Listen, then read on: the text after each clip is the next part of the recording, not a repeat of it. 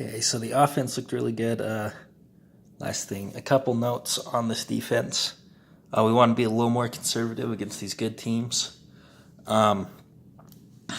Unless the situation calls for it or you have a really, really good shooter, you generally don't want to get your toes outside the three-point line. Just get a good contest on those shots. And X1 especially, this is kind of your area. You don't want to chase the ball all the way over here. That's where you want X3 and X2 to come up. And X2 and X3 should also start a little lower because when the ball gets over to here, right, you got to guard the high post. So X1 wants to stay in, whoever's on the high post wants to stay more around the high post to get that. We don't want to go chasing all the way out here or up here because then it really opens up this high post area. Another thing we got to be better on is on these passes, getting into a defensive stance. We can't have people just dribble right by us. But right when it gets over to this wing, we'll look like this. This is what we want to look like. We want to paint. We want X5 between ball and the basket. X5 can even come out a little more. Another quick note, X5, you always want to front the post. Don't let anyone post you up back there. Go ahead and get up front of them. Stay above them, right? This whole area is your area.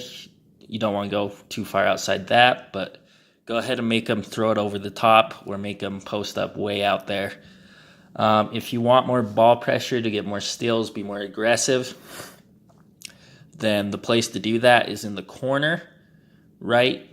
So the reason we want the wing there is because it keeps the shape of our defense better. We guard the high post, and X4 is easy to get out on this corner.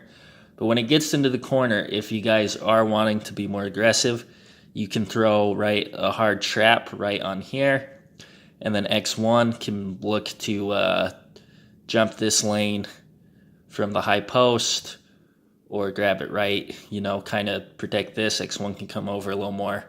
But this is where you want to be aggressive, and that's where you can come outside of the three-point line and try and get steals, is when it gets over to this corner area. When it's up top right here, we can't come way out here. We don't want to be, chasing them super aggressive all over here, because against your better teams, that'll just open up the high post and they'll hit that. If they do skip past it right over to here, then that is where X1 and the defense switches, right? Because we can't have X2 come all the way out of the paint. It's got to be X1's going to come up here.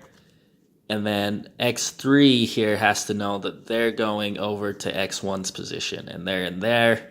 Then X2 will be the corner. You'll have X5 always between the ball and the basket. And then X4 will be in charge of paint.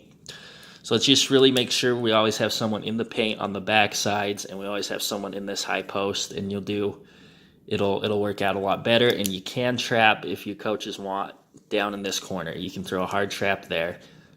That'd probably be a decent idea, but let's not try and put a ton of ball pressure up here unless the situation calls for it, like we're down or something. If not, keep your toes inside the three-point line and just be a little more conservative with it.